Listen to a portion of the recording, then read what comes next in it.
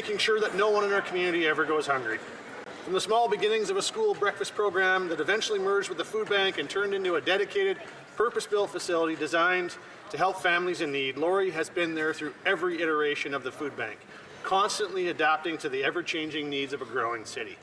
She's demonstrated visionary leadership, unwavering compassion, and has had a profound impact on the fabric of our community. She leaves the organization in good hands with a strong foundation and a very clear vision for the future. A community where no one is hungry.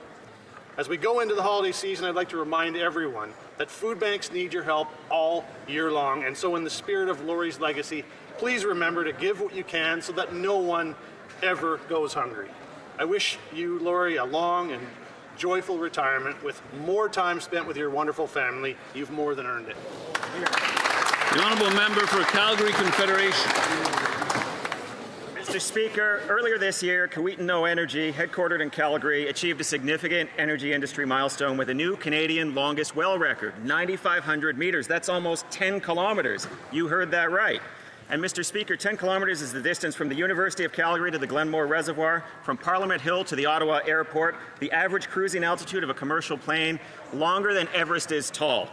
The skilled team drilled more than 4 kilometers vertically and 5 kilometers laterally, which means they can access more subsurface oil and gas with less land disturbance. Importantly, they also did it safely, working for more than 25 days to finish. This is a Canadian energy industry leadership milestone that deserves recognition and innovation that will grow our economy, create jobs, and generate public revenues in a responsible way. The Honourable Member for Similkameen, South Okanagan, West Kootenay. Mr. Speaker, lumber jobs remain under threat by the unjustified U.S. tariffs, but workers aren't hearing from the Liberals that they're making this a priority in negotiations. The Canadian Lumber Trade Alliance said, quote, they're deeply disappointed by the Prime Minister not even mentioning lumber jobs in D.C. Silence won't help the mill workers I met in Grand Forks last week. They told me they don't know how they're going to make their mortgage payments. The uncertain future of the mill isn't just impacting forestry workers. It's impacting teachers, mechanics, the whole community. Residents I spoke with aren't just worried about the loss of their jobs, they're worried about the loss of their neighbors. Grand Forks needs the same kind of soft-vote agreement Conservatives secured in government and the Liberals have failed to negotiate the last decade. If the Liberals won't act for our forestry workers, the Conservatives will. The Honourable Member for Berthier-Masquinongé. Mr. Speaker, today I'd like to highlight a victory that thrilled all Quebec. In St. Boniface, Les Irréductibles redoubled their efforts to give us a historic moment. On April 5th, with everyone holding their breath, St. Boniface was crowned winner of the 2025 Craft Hockeyville contest. This achievement was recognized on October 7th. Hockeyville means $250,000 for arena renovations, equipment for young hockey players, food assistance, and the privilege of hosting an NHL preseason game in the fall of 2026. St. Boniface inspires us with its team spirit and incredible ability to bring people together around their passion for hockey, a place to meet, belong, and share memories. Congratulations, St. Boniface. You're a wonderful example of the values of commitment and collective effort. The Honourable Member for South Surrey White Rock. Mr. Speaker, across Canada we celebrate Small Business Week. I rise to recognize the entrepreneurs who form the backbone of my riding, South Surrey White Rock. Before entering public life, I spent over 30 years as a small business owner. First, Image Makers Photography, then Ashbury and Logan, the Art of Flowers. I understand small business, long hours, financial risks, pressures of payroll, and personal sacrifices families make. I also know the pride that comes from serving your community and building something lasting. I've had the privilege of visiting many local businesses, listening to their stories, and learning about their successes and the challenges they face. Small businesses are the pillars in our communities. They deserve our recognition throughout the year. To the business owners in our communities, thank you for your dedication and for everything you do to make Canada stronger, more vibrant, and more connected. Please support your local businesses. Thank you. The honourable member for Souris Moose Mountain. Mr. Speaker, the Auditor General's report exposes yet another example of Liberal incompetence, this time with the Canadian Revenue Agency. Since 2015, the CRA's operating expenses have grown from $4.1 billion to $6.9 billion. That's a 70% increase. But Canadians aren't getting better service. They're waiting longer than ever. Last year alone, the CRA received more than 32 million calls. Yet 1 in 4 of those calls was abandoned before an agent even got around to answer it. Under Liberal mismanagement and incompetence, if finally someone did get through, they were given the wrong information 83% of the time. After 9 years of Liberal waste and bureaucracy, even calling the tax agent is an ordeal. Conservatives will restore competence, accountability, and respect for the Canadians who keep this country running. But with Liberals, why is it that Canadians always pay more but get less? Hear, hear. The honourable member for Scarborough-Woburn. Well, thank you very much, Mr. Speaker. There's some big news coming from Scarborough. Our government is investing billions, Mr. Speaker, yes, billions into Scarborough Transit.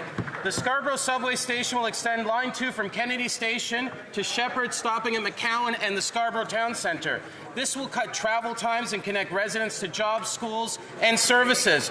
Speaker, this is one of the largest transit investments in the history of my city, and it will be up to $2 billion being invested into the Scarborough extension. This means more jobs, more economic growth, while reducing congestion and emissions with cleaner, more efficient transit systems. This is about investing in our community, investing in our city, and investing in our future. Thank you, Speaker.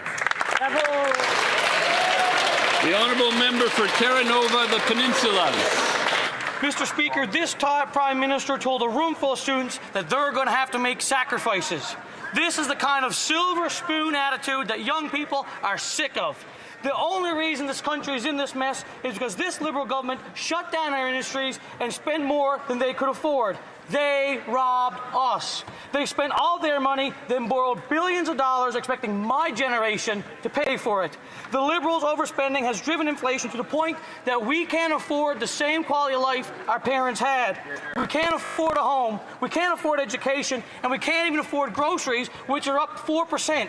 There was a CBC article in Newfoundland this morning where a MUN student said that he used to pay $400 for groceries and now have to pay $700 for groceries per month. Young people are saying they have to sacrifice having children because of this Liberal government's overspending. Why does my generation have to make sacrifices that these Liberal governments continue to release deficit budgets with massive overspending, leaving my generation with a bill? L'honorable député de Moncton,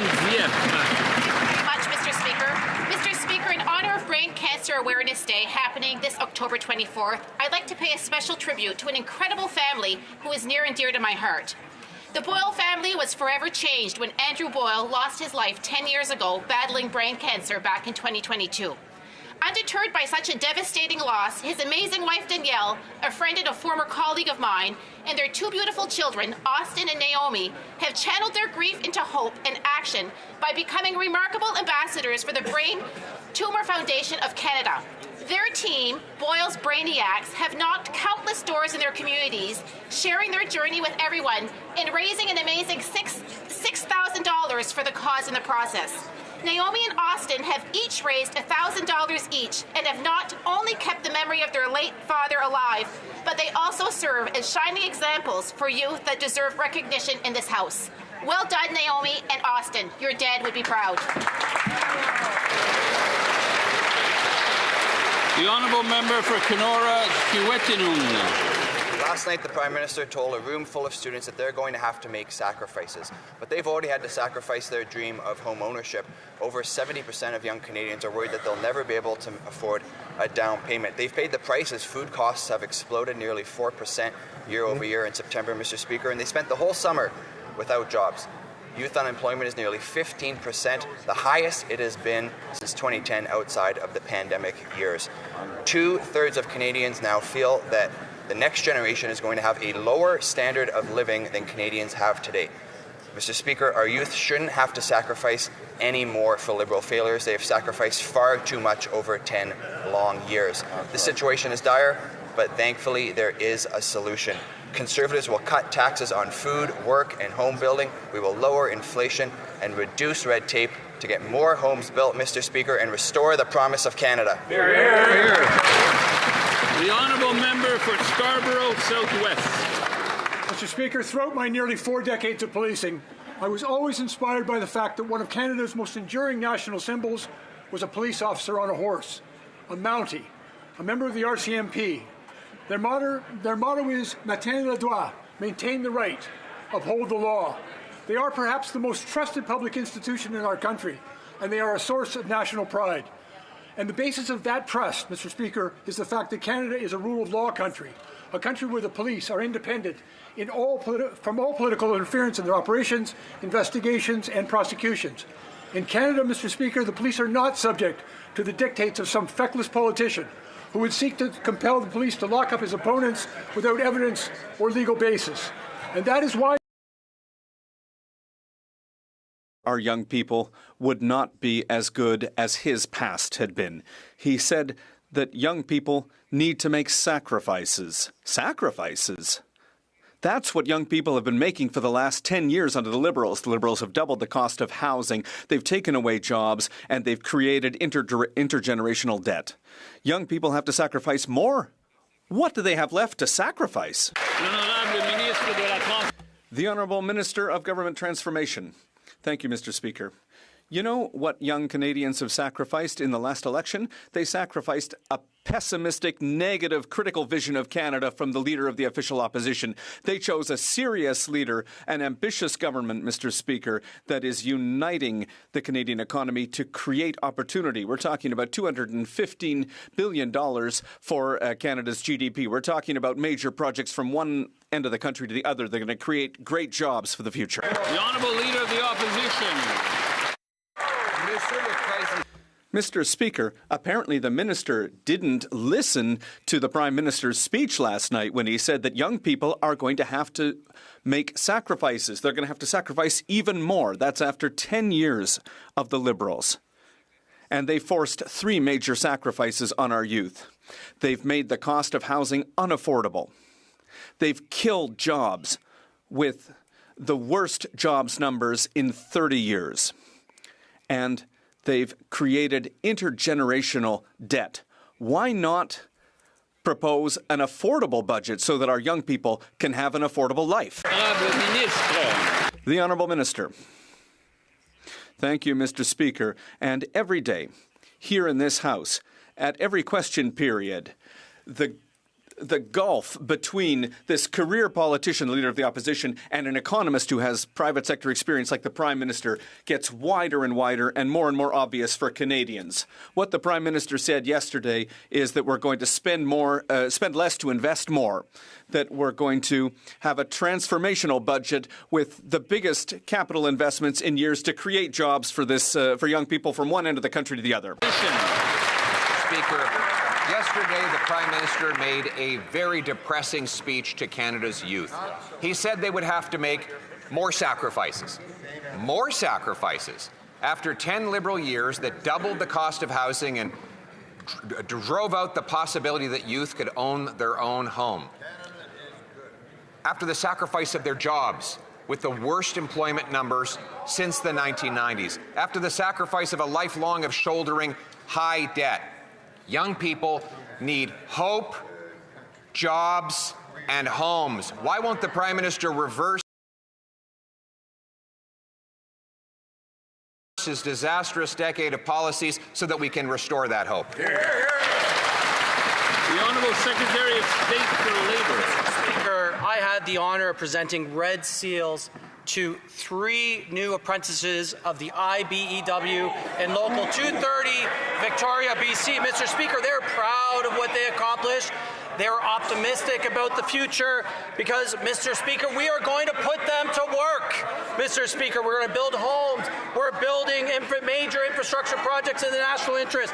Thousands of jobs, thousands thousands of opportunities for apprenticeship. Mr. Speaker, while the Conservatives come to this House and talk Canada down every day, we're going to be supporting workers who are building Canada up. The Honourable Leader of the Opposition. 3 apprentices, Mr. Speaker. That does not account for the countless job losses, the highest jobless rate in 30 years outside of COVID caused by this government. Nor does it account for the doubling of housing costs so that 80% of young people believe they will never be able to afford a home. But yet the Prime Minister tells our youth that they have to sacrifice even more. All he offers is more costs, more debt, and more despair when Canadians actually need is more homes, more jobs, and more hope. Why won't he introduce an affordable budget for an affordable life? The Honourable Secretary of State. Every day, the Conservatives come to this House and talk down the Canadian economy. We are supporting our workers, Mr. Speaker. We are going to build, Mr. Speaker. Build bold. Build now with Canadian lumber, with Canadian steel, and Canadian unionized worker, Mr. Speaker. We are defending our workers, Mr. Speaker. We'll be there for Canada. I hope the Conservatives join us. The Honourable Leader of the Opposition. Speaker, apparently nobody over there watched the depressing, miserable, hopeless speech the Prime Minister gave to Canadian youth yesterday. He said that Canadian youth need to sacrifice more, Mr. Speaker, when in fact quite the opposite is true. Mr. Speaker, the youth of this country have sacrificed enough. They can't afford homes, they can't get jobs, and now they have a generational lifetime of debt to shoulder. What Canadian youth need is homes, jobs, and hope. Yesterday, I provided the Prime Minister with a plan to do it. Will he put that hopeful plan in his budget? The Honourable Government House Leader. The only person who's miserable when the Prime Minister speaks, Mr. Speaker, is the Leader of the Opposition. What the Prime Minister is talking about is spending less and investing more. Investing in what? In careers for young people, in building major national projects, in being a technology leader in the world today with Premier Ford leading the world in small modular nuclear reactors. Mr. Speaker, the young people of this country are proud to be Canadians. They're proud to see a future from coast to coast to coast in this country. The young people of this country have a bright future. The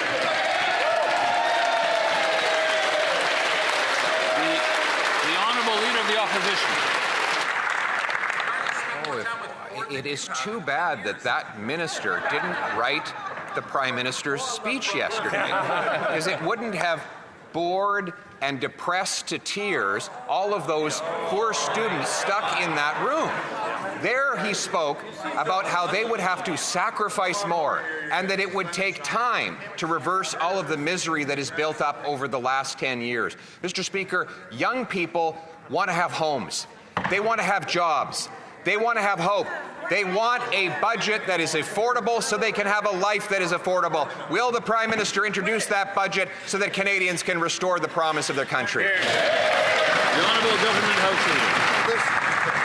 Mr. Speaker, you can be sure we are going to introduce a budget. The question is whether the Leader of the Opposition is going to support that budget, because here's what that budget's going to do. It's going to give young people all over this country the ability to stand up and say, that's where my future lies, in Canada, in skilled trades, in technology, in the professions, in careers that are going to give me and my family hope, a home, a community, a job, a future, the best country in the world. Let's build Canada. The Honourable Member for Saint-Jean. Mr. Speaker, with the budget coming up soon, the government has accused the opposition parties of playing political games, but they're going to have to explain how demanding funding for healthcare is playing political games. How is supporting seniors in the face of the cost of living crisis a political game? How is dealing with the housing crisis, access to home ownership, and infrastructure a political game? Our demands are directly connected to the needs of Quebecers. They're public, and they have not changed. If the government ignores those demands, well then, at the end of the day, who is playing political games? The Honourable Minister of Culture and Canadian Identity. Mr. Speaker, the leader of the Bloc Québécois seems to be changing ideas like he changed his shirts after the elections. He said, we're ready to work with the government. We want to give them some time so that we can help Canadians and Quebecers. But now what are they saying? Before even having read the budget, Mr. Speaker, they're saying, well, listen, we've got our answer for the budget. And it's clear what they're doing. I think everyone would like to know what the Bloc Québécois' position is. Are they going to read the budget before they decide to vote for or against? The Honourable Member for Saint-Jean. Mr. Speaker, I'll tell you what looks like political games. It's when the Prime Minister doesn't want to work with others. It's when the Prime Minister meets with party leaders to discuss their expectations for the budget, but he already has a speech written for that evening where he ignores everything that the opposition leaders have suggested. Not a word about healthcare or seniors. No commitments to transfer funds unconditionally to Quebec for infrastructure or for social and community housing. Silence, nothing on the $840 million stolen from Quebecers to give election gifts to the rest of Canadians. Why is the Prime Minister playing political games? He's playing them instead of meeting the needs of Quebecers. The Honourable Minister. Mr. Speaker, the House leader met with the Bloc leader to talk about the budget. The Minister of Finance met with the Bloc leader to talk about the budget. The Prime Minister met with the Bloc leader to talk about the budget. I met with the leader of the Bloc Québécois to talk about the budget. But before the budget's even been made public, the Bloc Québécois said, oh, listen, we're not interested. We're not going to vote in favour. They're not going to vote in favour of measures that are going to help millions of Canadians save on their taxes, Mr. Speaker. They're not going to vote for a budget that's going to build hundreds of thousands of new homes. I think the Bloc's position is unacceptable. The Honourable Member for Berthier-Masquinongé. Mr. Speaker, the government leader says that if the budget doesn't pass, it's going to be the opposition's fault. The Minister of Finance has accused us of playing political games. But our demands have been public for a long time now, and it was the Prime Minister who's chosen to ignore them, and he didn't have any of them in his pre-budget speech last night. Mr. Speaker, this is a minority government. It should act like a minority government and make agreements if it wants the budget to pass. Why is it so complicated to just meet the needs of Quebecers? The Honourable Government House Leader. Mr. Speaker, Quebecers' needs are very, very, very well represented on this side of the House, with 44 members on this side of the House from Quebec. These are people who are active in their communities, who represent their constituents, who talk about their forests, who talk about their seniors, who talk about their young people, who want to build a prosperous future for all young Quebecers. And we are a Canada that is strong and united, Mr. Speaker. We have no lessons to take from the Bloc Québécois when it comes to the future of Quebec. The Honourable Member for Sherwood Park, Fort Saskatchewan. The Prime Minister told young Canadians that there would be more sacrifices in their future. Young people are already facing a bleak future because of Liberal policies, exploding housing and food prices, historic highs in unemployment. Mr. Speaker, past generations sacrificed to make life better for their children. But now young people are being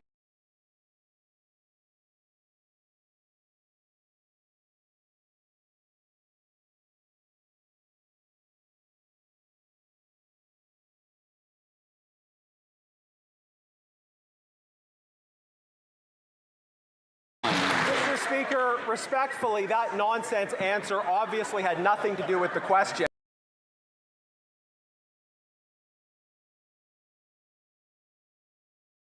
And when we're talking about youth unemployment, I think it's time for the Liberals to sacrifice their tired talking points and actually get serious about addressing this problem. Now, last week we introduced the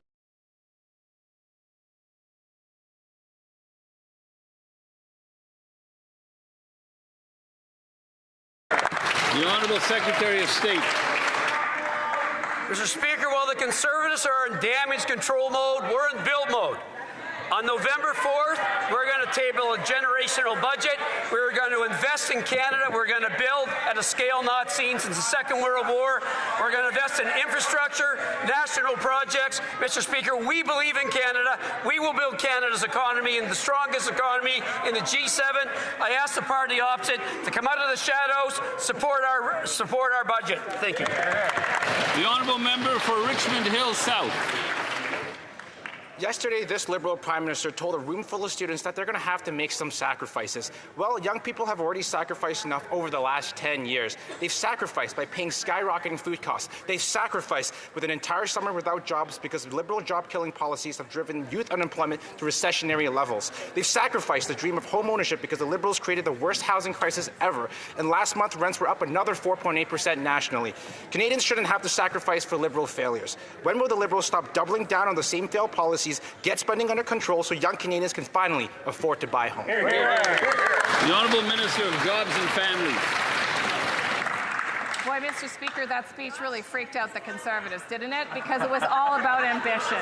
It was about investing in ourselves. It was about building major projects. It was about the project that Prime Minister Carney announced with Premier Ford, that the Prime Minister... I don't think I even need to say it. I think everyone knows. The member may go ahead. Not from the top. Mr. Speaker, that speech yesterday from the Prime Minister really freaked these Conservatives out because they saw the ambition in that speech. And not only did they see it in that speech, today, as the Prime Minister stood with the Premier investing in new nuclear to ensure the jobs of today and the future, they know that the youth... The honourable member for Newmarket Aurora. Yesterday, the Prime Minister told a room full of students that they're going to have to make sacrifices, but after 10 long years of failed Liberal policies they already have, they've sacrificed their dream of owning a home, sacrificed their dream of starting a family because they cannot afford it. They have watched food prices skyrocket, and housing starts in Toronto at a 30-year low. Canada has everything it needs to thrive, but it's failing because of their policies. Will the Liberals stop breaking their promises and get their spending out of control so young Canadians can finally afford to dream? Honourable Minister. Mr. Speaker, the youth in my riding are dreaming, and not only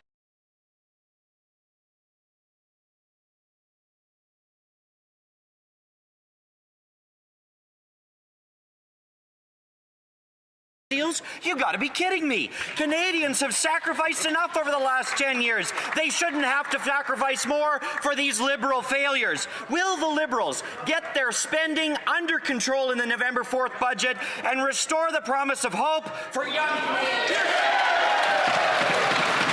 The Honourable Minister of International Trade. Canadians vividly remember, young Canadians vividly remember when the Leader of the Opposition, the Conservative leader, stood up and voted against removing interest off Canada's student loans, saving young Canadians thousands of dollars every year, Mr. Speaker. This new government will always stand up for young Canadians. Yesterday, the Prime Minister announced that we will double non-U.S. exports by $300 billion. That means thousands of new opportunities for young Canadians producing the goods that the world wants to buy. Thank you, Mr. Speaker. The Honourable Member for Montmorency-Charlevoix. Mr. Speaker, yesterday the Prime Minister announced in front of a room full of students that they were going to have to make sacrifices. But they've been sacrificing for 10 years now, Mr. Speaker. They've sacrificed the dream of having a home. They're sacrificing too much of their own budget to pay for groceries. And last summer, many were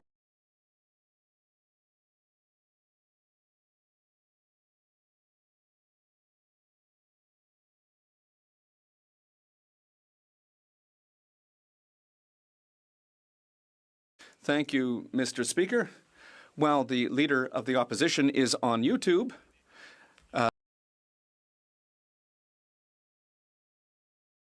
and spreading conspiracy theories, attacking the RCMP, and saying that his adversary should be in prison, I choose without hesitation a Prime Minister who is explaining to Canadians how we're building the strongest economy in the G7 by building projects from coast to coast to coast, by making life more affordable, for example,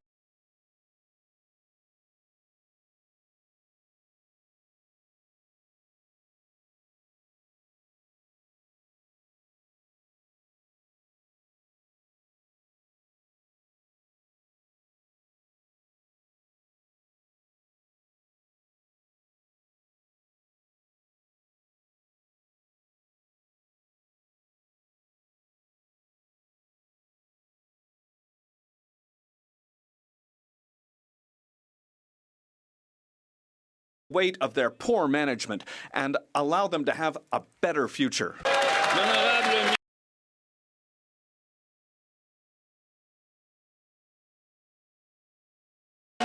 The Honourable Minister. Mr. Speaker, the ambition on this side of the House is ambition that is serious. We'll build the strongest economy in the G7. We'll free the power of the Canadian economy. We'll make the economy stronger by lowering taxes for 22 million Canadians, by cutting GST on new homes,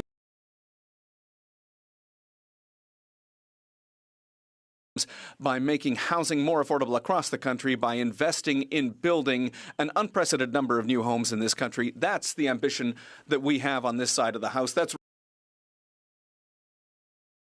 we're going to deliver for young Canadians. The Honourable Member for Repentigny. Mr. Speaker, Ottawa's just announced $2 billion to build a nuclear power plant in Ontario.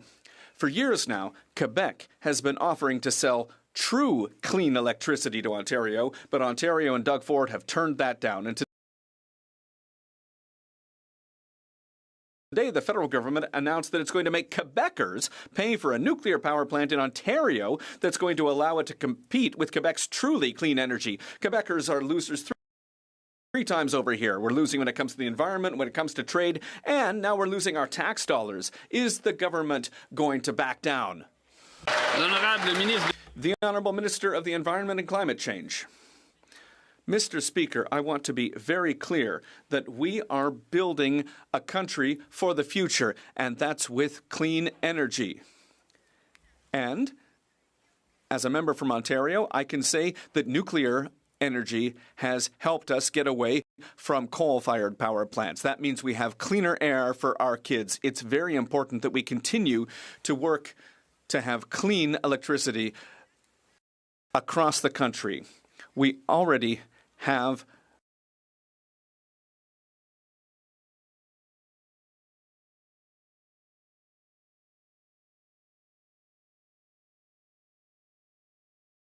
which is the cleanest electricity, and we are going to continue to do the hard work to improve that. The Honourable Member for Repentigny.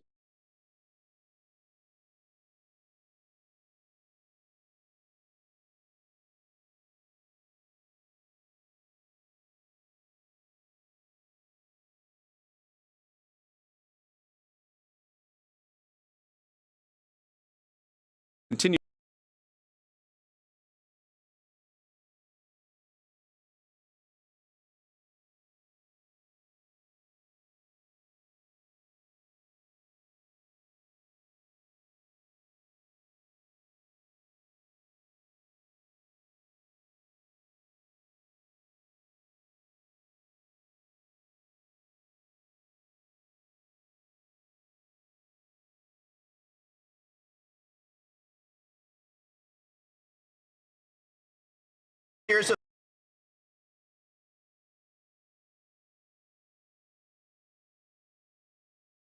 The federal government isn't happy with just making us pay to allow Ontario to compete with Hydro-Quebec. It goes even further than that, because if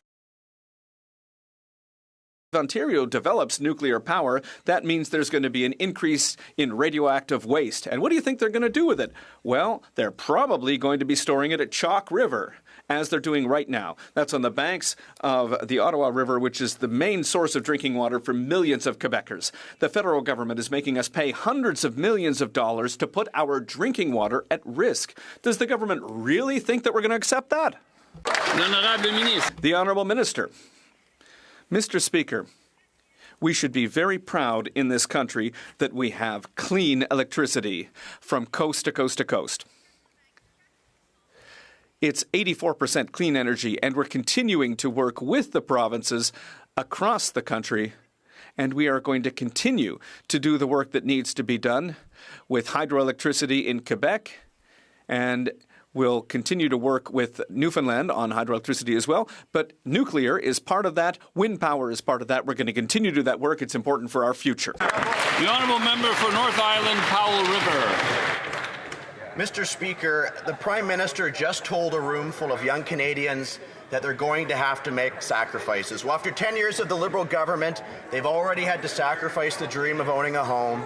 They've already had to sacrifice their modest expectations of living in a safe community. They've already had to sacrifice an economy where the cost of living is manageable and good-paying jobs are easy to find. So my question for the Prime Minister is, when he made these comments, what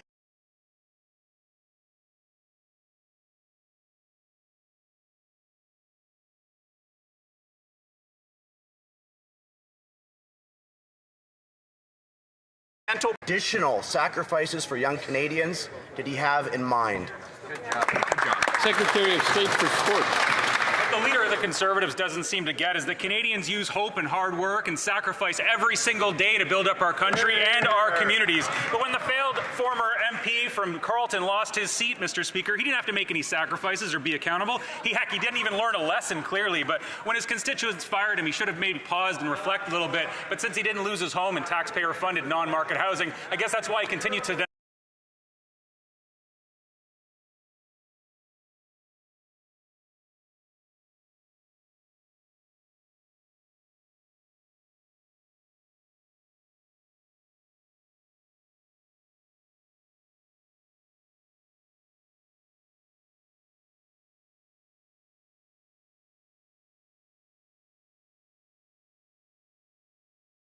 deny it to millions of Canadians, Mr. Speaker. Maybe that failed and flailing Conservative leader should join some students in a class, because it seems like 20 years in this House, after 20 years in this House, he can learn a thing or two about hard work.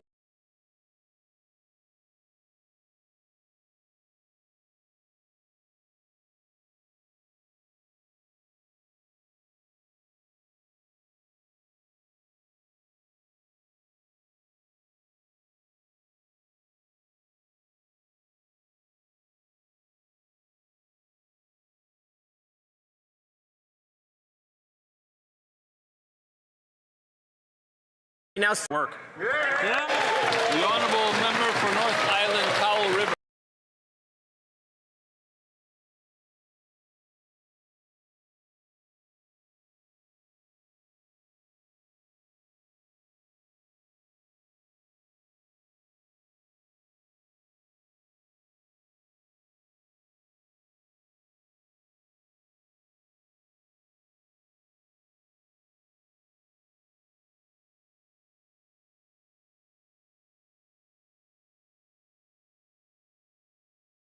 To ensure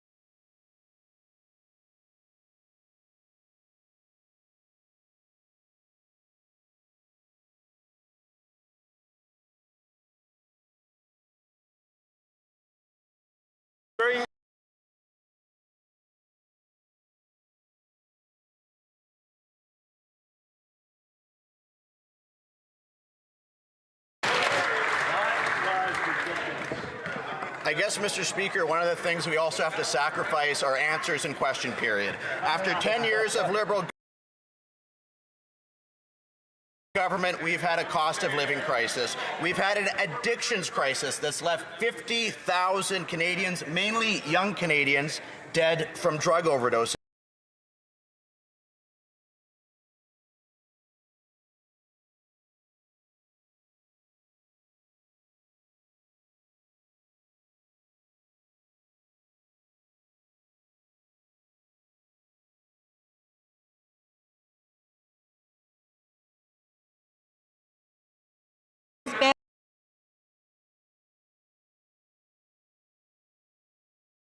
growing youth jobs crisis, with youth unemployment surging to 14.7%, the highest level in 15 years. If young Canadians could barely afford to put a roof over their head and food on their table when they are working, how are they going to be able to afford it when they're out of a job? Good job. The Honourable Parliamentary Secretary to the Prime Minister. If we find it a little bit rich that the Conservative Party is going to stand up and talk about youth when they consistently vote against the measures that this government has introduced that actually matter to young Canadians in this country. They voted against budget measures that actually support young skilled trade workers. They voted against the Canada Child Benefit. They vote against national school food programs. They vote against programs that are ensuring dental programs, Canada Housing Benefit. We have a plan to build up this country. We have a plan to build major national projects. There is a bright and hopeful future for youth in this country, notwithstanding the fact that Conservatives don't want to join us in those measures to make it happen, Mr. Speaker. The Honourable Member for York-Durham.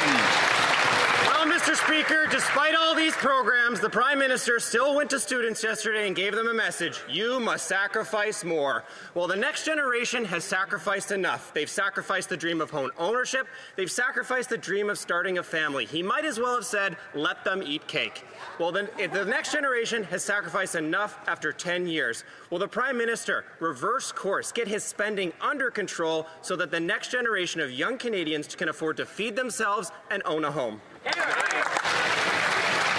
Honourable Minister of International Trade. Mr. Speaker, our new government is supporting young Canadians with the skills and opportunities they need to build their futures. That's why when the Prime Minister announced on campus just yesterday that we'll double Canada's non-U.S. exports over the next decade, it mattered. We're talking about 2/3 of our economy driven by international trade. It means millions of jobs and more careers in communities across Canada producing the goods that the world wants to buy. Thank you, Mr. Speaker. Member for York-Durham. The only thing this government is doubling is the debt that the next generation will have to pay. So-called generational investment, that is just generational debt and generational inequality. In fact, Habitat for Humanity now says 70% of Canadians say owning a home is impossible. And for those that rent, they saw a 5% increase year over year, Mr. Speaker. That is the result of Liberal policies. Will the Prime Minister sacrifice his policies rather than the future of the next generation?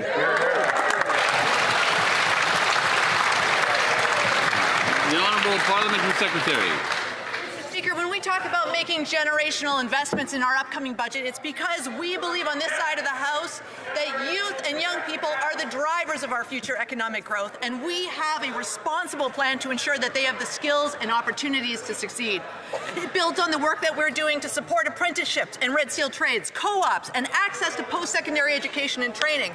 But most importantly, we're creating thousands of new career-starting jobs, investing in major projects, and making it more affordable for young people to buy a home. Housing starts, construction, investment, and wages are up. This is part of our plan. We've got more to do.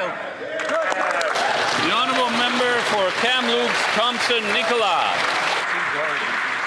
Mr. Speaker, the Public Safety Minister's job is to keep Canadians safe. Yet just today we learned that 32,000 foreign nationals have warrants pending their deportation. That means they are lost. They are wanted. 32,000 people, and the minister doesn't know where they are. We have him on secret recording saying his gun confiscation won't work. We have crime absolutely skyrocketing, and now he's lost 32,000 foreign nationals. So the question is this, Mr. Speaker, when will the Prime Minister fire this public safety minister for failing to keep Canadians safe?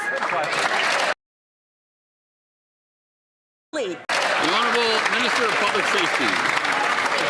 Mr. Speaker, the safety and security of Canadians is the first and most primary responsibility of this government. That's what we've taken very important measures in order to ensure the safety and security of Canadians, including having the highest levels of removals in a decade. Over 20,000 people will be removed from Canada for being here improperly, Mr. Speaker. That's what we introduced, bail reform and sentencing reform just this afternoon. That's what we have, Bill C-12 that's going through the House. I encourage the party opposition to support these measures in order to keep Canadians even more safer, Mr. Speaker. The Honourable Member for Spadina Harbourfront. Speaker, this government was elected with a decisive mandate to keep violent repeat offenders off our streets. While the leader of the opposition was attacking the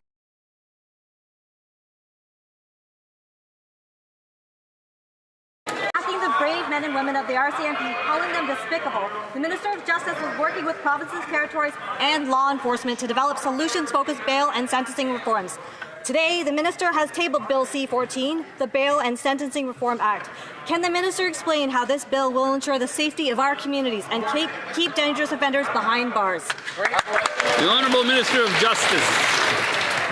Mr. Speaker, there is not a less credible voice when it comes to criminal justice reform than the Leader of the Opposition. In the past few weeks, he has called the RCMP despicable. He has attacked Crown prosecutors, and he has suggested his political opponents. The legislation we tabled today will make it harder to get bail for violent repeat offenders and will strengthen sentence for serious criminals. Mr. Speaker, criminal justice reform demands a conversation that would engage adults in the rooms. The Conservatives have a leadership review coming up. I invite them to choose one.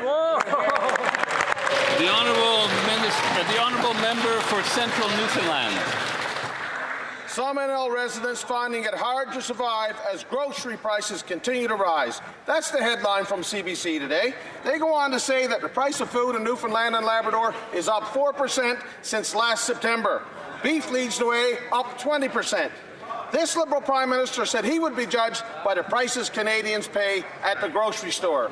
So will he get his inflationary deficits under control so that Canadians can afford to put food on the table? That's a good question. The Honourable Minister of Fisheries and Oceans. Thank you, Mr. Speaker. And I want to remind my opposition colleague from Newfoundland and Labrador that Newfoundland and Labrador was the first province in Canada to sign on to the Food School program. The Conservative Party was the first party in Canada to not vote for that program. Newfoundlanders and Labradorians value this program. Moms, parents, school educators know what this program means. This is affordability, just as the suite of other programs are affordability, and this member voted against every one of them. The Honourable Member for Central Newfoundland. Mr. Speaker, could you have a more heartless response than from the regional minister from Newfoundland and Labrador, no less, where people are known to have a good heart? That minister knows full well that the school lunch program that they created is garbage. It hasn't fed one child in Canada. Mr. Speaker, she also knows that her hidden taxes from the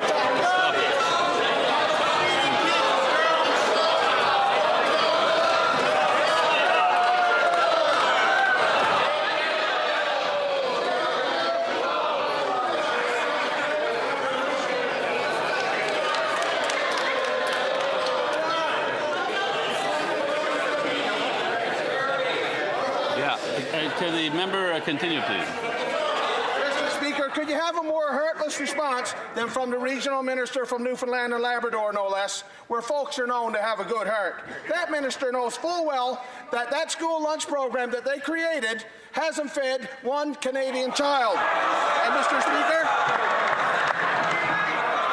Time's up. Time's up. Time's up. I'm sorry. The Honourable Minister of Fisheries and Oceans. Mr. Speaker, while the colleague from Newfoundland and Labrador in the opposition wants to talk down programs, humiliate Newfoundlanders and Labradorians and all Canadians, I will reassure Canadians the school food program is feeding children. It's saving families up to $800 a year. This is policies that work. I will always stand for Newfoundlanders and Labradorians and Canadians.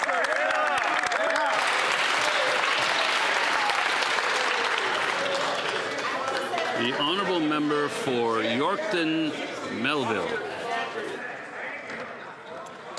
Parents are struggling to secure healthy food for their families because of this Liberal government's out-of-control spending, skyrocketing food inflation up again 4%. Liberal food taxes and regulations don't show up on their receipts, but Canadians feel them every time they shop for groceries. The Prime Minister said he would be judged by the prices Canadians pay at the grocery store. If he's truly the astute economist he claims he is, why isn't he getting his inflationary deficits and hidden grocery taxes under control so Canadians can afford to feed their families? Honourable Minister of Jobs and Families. Well, Mr. Speaker, here we go again with the imaginary taxes. They don't show up on receipts because they're not actually there.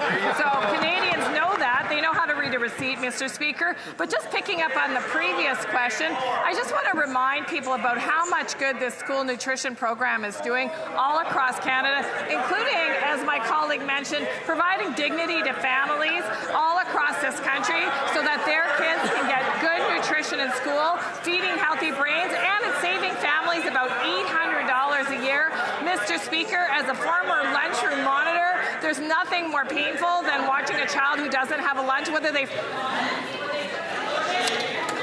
The honourable member for Elgin, St. Thomas, London South. Mr. Speaker, the retooling of the Kami plant in Ingersoll was supposed to be a great success. Taxpayers kicked in hundreds of millions of dollars. The finance minister said this was, quote, proof that Canada's auto sector is here for the long term. Now 1,200 of the plant's hardworking employees, many of them in St. Thomas, Elgin, and London, are out of work. This is all despite the Prime Minister pledging a deal with Trump by July to protect Canadian auto jobs. Today, he says there won't be a deal at all. Auto workers' lives and livelihoods were on the line. Why did the Prime Minister dupe them? The Honourable Parliamentary Secretary to the Minister of Industry. Monsieur le Président, nous comprenons... Mr. Speaker, we all understand that the Canadian and Ontarian auto sector is crucial. We want it to stay afloat. We are doing all we can to help auto industry workers. What is more, the president of Unifor said recently, I believe yesterday, that the industry minister is doing an exceptional job. Thank you, Mr. Speaker. For Elgin, St. Thomas, London South. If this is what the Liberals see as an exceptional job, I'd hate to see what they view as poor work. 3,000 workers in Brampton, 1,200 in Ingersoll, 700 in Oshawa, 300 in Sainte-Thérèse, Quebec. That is the Liberal record in just a few weeks, Mr. Speaker. The Prime Minister promised he'd protect auto jobs. I wish he had been more honest than he meant in the United States.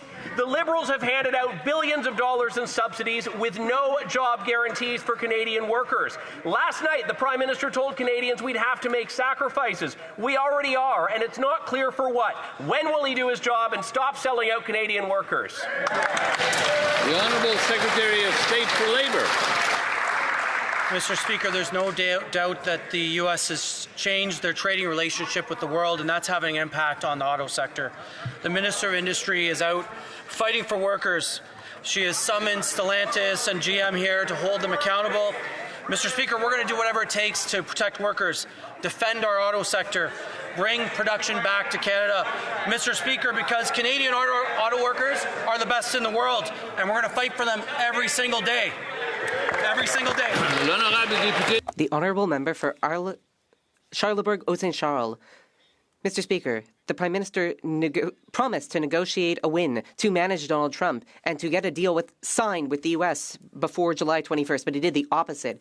He failed auto industry workers in Canada and Quebec. PACCAR in Sainte-Thérèse has just laid off 300 employees. That brings it to a total of 725 employees since the beginning of the year when the PM started negotiating with Washington. Now the Prime Minister is telling young Canadians that they will need to make sacrifices. Should young Quebecers really have to make sacrifices to please Washington? The Honourable Parliamentary Secretary to the Minister of Industry. Mr. Speaker, my colleague has just mentioned the example of PACCAR. I would like to note that PACCAR's decision is incomprehensible. We do not understand why the U.S. administration is tariffing trucks, including PACCAR.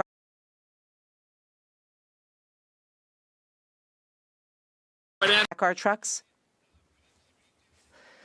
This just shows how unpredictable the U.S. administration is. We should keep a cool head here in Canada. We will negotiate a good deal. The Honourable Member for Charlebourg-Haute-Saint-Charles. Mr. Speaker, I remember back in the campaign when Liberal candidates were saying, elbows up to Donald Trump, we'll fix it. Don't worry. I manage the Bank of Canada and the Bank of England, I'll manage this. But what are we witnessing? Job losses in the auto sector.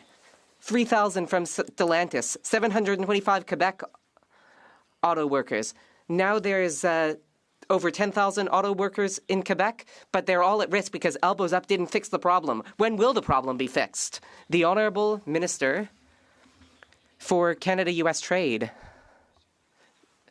Mr. Speaker, I am not surprised that my colleague remembers the last electoral campaign because during it, Canadians chose a government that was not only ready to defend Canadian industry, but also to negotiate with the U.S. government to score a deal that would benefit Canadian workers and businesses. Canadians chose in the election. They knew well that the Conservative Party would be entirely unable to stand up to the U.S. government and defend the interests of Canadian workers and businesses. We are ready for the challenge. Wellington, Halton Hills North. Mr. Speaker, last election, during the debate, the Prime Minister was asked to name the biggest threat to the security of Canada. He answered in one word: China. And now the Foreign Affairs Minister is talking about a strategic partnership with Beijing, including security. These two things seem contradictory. Can the Minister reconcile these two things, or is this another example of the Prime Minister saying one thing during the election and doing another after? The Honourable Minister of Foreign Affairs. Mr. Speaker, I appreciate the question of my honourable colleague. Let me reiterate that the public safety and security of Canadians, regardless of the time and place, is always top of mind for our government, including in our diplomatic relationships. At the same time, Canada will continue to become the strongest economy in the G7. And the way we do that, Mr. Speaker, is to diversify our supply chains while making sure we protect our citizens at home. Thank you. Honourable member for Wellington, Halton Hills North. Mr. Speaker, another question about what the Prime Minister called the biggest threat to the security of Canada: foreign interference. Last election, some candidates were vetoed for interference and others were targeted, and millions of Canadians continue to live in fear because of threats from foreign interference. The Foreign Interference Transparency Registry was passed into law last year. The government said it would take 12 months to implement. 16 months have passed and still no registry. So when will it be up and running, and when will the commissioner be appointed? Right on. The Honourable Minister of Public Safety. Mr. Speaker, I appreciate the opportunity to answer this very important question, Mr. Speaker. I look forward to bringing forth the name to the leaders of the opposition so that we can have consensus on the commissioner, and I assure the member opposite that we'll have the commission up and running by the end of the year. Good. The Honourable Member for Argenteuil-la-Petite-Nation. Mr. Speaker, promise made, promise kept. The Minister of Justice has just tabled Bill C-14, which will strengthen bail and sentencing provisions. This will make it so that no sex offender will be able to serve out their sentence at home. Developed in collaboration with provinces, territories, and law enforcement, Bill C-14 will center victims within the justice system.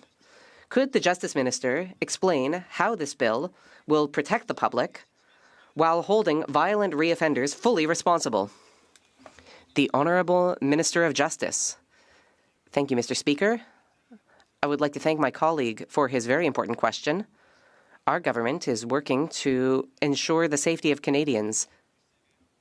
This bill will create stronger sentences for violent reoffenders and will end sentences served at home by sex offenders. We will also make jail time the default for violent reoffenders. I worked with provinces, territories, and law enforcement. I look forward now to working with all the members to get this bill passed. Sturgeon River. Mr. Speaker, never before has a government spent so much and delivered so little. The latest example, the CRA. under these Liberals, the CRA's budget increased by a staggering 70%, yet according to the Auditor General, the CRA has failed to meet its service standard a shocking 95% of the time. So how is it possible that every time the Liberals spend more, Canadians get less? The Honourable Secretary of State for Financial Institutions. Thank you for the question, Mr. Speaker. We accept the Auditor General's report, and we will learn from that. But let me be very clear. There was 167 calls made by the Auditor General. The CRA has made 100,000 calls, and we have upwards of 90% calls answered accurately. We will improve. We will continue to learn. But, Mr. Speaker, we will continue to provide a CRA that is responsive to Canadians. Thank you. The Honourable Member for St. Albert, Sturgeon River. Mr. Speaker, not only did the CRA fail to meet its service standard 95% of the time, last year 8.6 million calls to the CRA went unanswered, and if you were lucky enough to get through, the CRA gave wrong information 83% of the time. And what is the Liberal solution? Increase the CRA's budget even more. You can't make this stuff up. Have these Liberals learned absolutely nothing after 10 years of failure? The Honourable Secretary of State. Mr. Speaker, I'm right here. Canadians deserve timely and accurate service from the CRA. There's no question about that. But, Mr. Speaker, we have good news. We have good news. We've instituted a 100-day plan. Service levels and access are up. We're upwards of 83% of calls answered within 15 minutes. Mr. Speaker, we are laser focused on the CRA delivering good service for Canadians, and that is what we are going to do. Thank you. Member for Haliburton, Kawartha Lakes. Speaker, auditors report that over 130 valuable Indigenous artworks have vanished from a federal collection overseen by the Minister of Crown Indigenous Relations. Security was so weak, the theft went undetected, and the department has no plan to recover the missing art, yet they continue to buy new pieces. The entire collection is worth over $14 million and includes cultural treasures. How can the minister explain this blatant mismanagement, and why is the Liberal plan just to spend more money and ignore the crime? The Honourable Minister of... Thank you. Speaker, we are working with our partners to address the issue, and I'd be happy to work with my colleagues on the other side as well. Thank you. The Honourable Member for South Shore St. Margaret's. Thank you, Mr. Speaker. Mr. Speaker, fishing is the economic engine of my community in South Shore St. Margaret's, but many of the people in my riding are concerned about the conservation of lobster and the risks of the industry posed by illegal fishing. The fisheries officers on the front lines are doing everything they can, but it appears that illegal fishing persists. Can the minister please tell me what she's been doing to combat illegal fishing, and has her plan been working? Honourable Minister of Fisheries and Oceans. Mr. Speaker, illegal fishing is unlawful. It threatens conservation, impacts the livelihood of people in coastal communities. And that's why we've strengthened enforcement, added more patrols on the water and at wharfs, and we're working with enforcement partners. This summer in southwest Nova Scotia, fisheries officers seized vessels and traps. They returned thousands of lobsters to the ocean, stopped black market sales, including 200 crates of lobster seized last week. Our plan is delivering results, and I will do everything I can to keep fisheries safe and regulated. The Honourable Member for Lévis-Lotbinière. Mr. Speaker, inflation was 3.3% in Quebec in September. Why? Hidden taxes like the industrial carbon tax, the food packaging tax, and the clean fuel regulations. These taxes will fritter away $9 billion of real GDP by 2030, Mr. Speaker. Will the former governor of the Bank of Canada now preside over the bankruptcy of Canada?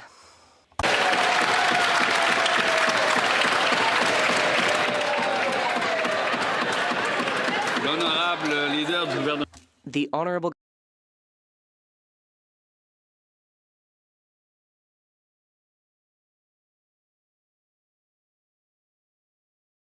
Honourable Government House Leader. Mr. Speaker, every time that member gets up, it's at least an 8 out of 10 question.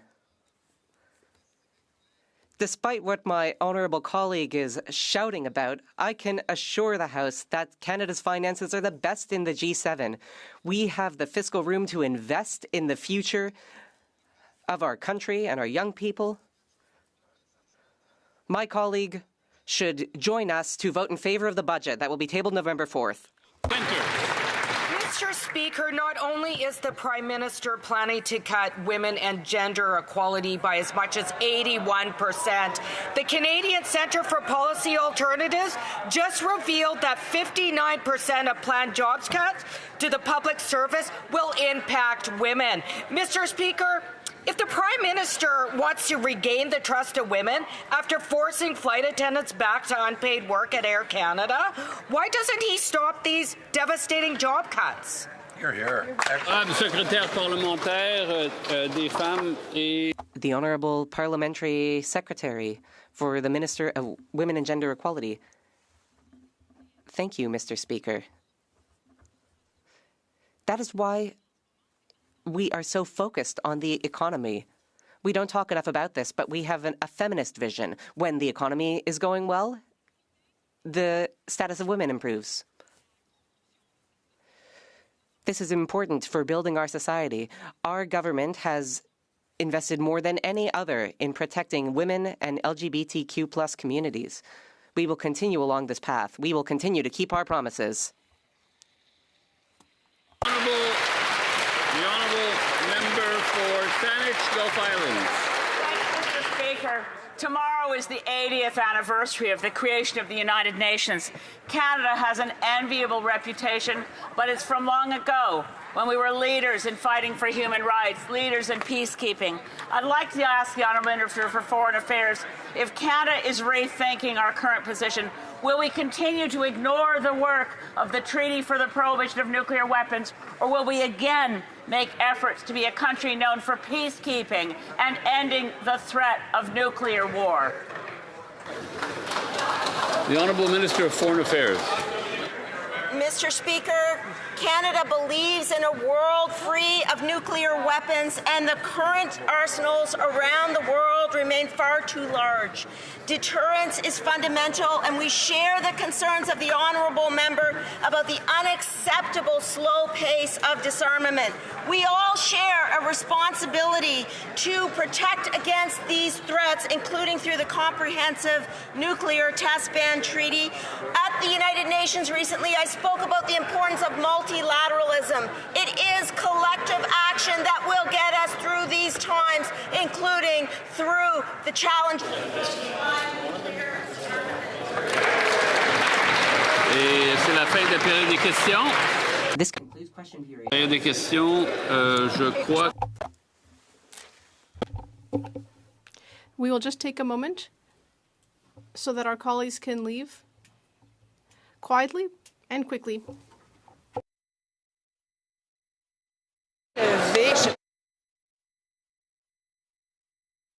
Non, ok, parfait.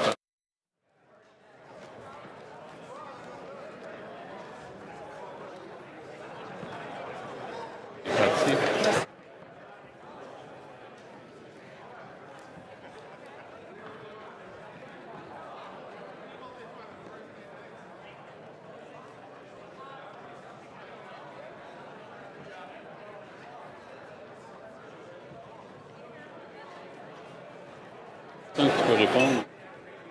Je vais demander si M.